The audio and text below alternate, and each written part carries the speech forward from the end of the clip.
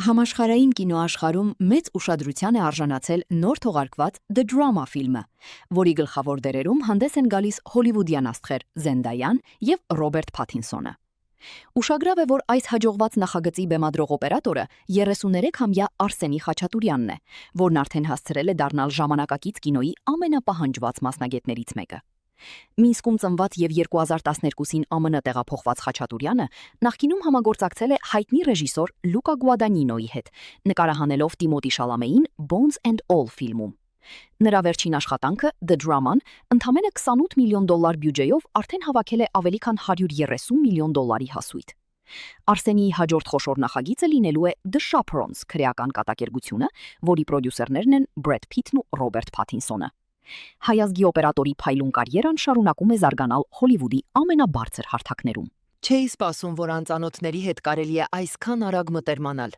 Երևանում բնակություն հաստատած ռուս երիտասարդը պատմել է հայ տանտերերի անսահման հոգատարության եւ հայկական հյուրընկալության մասին։ Նրա խոսքով ամենօրյա բարի լույսն ու բարի գիշերը դարձել են սիրելի ծիսակարգ, որոնք ջերմացնում են առօրյան եւ ստիպում իրեն զգալ ինչպես տանը։ Оказалось, что сдается только второй этаж жилого дома, а на первом этаже живут хозяева.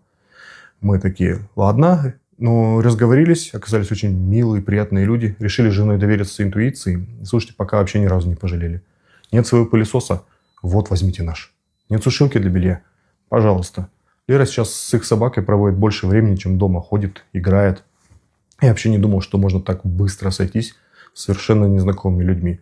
Но вот эти вот утренние Барри Луис и вечерний Барри Гишер, они уже стали отдельным новым каким-то ритуалом каждого дня, который мне очень нравится.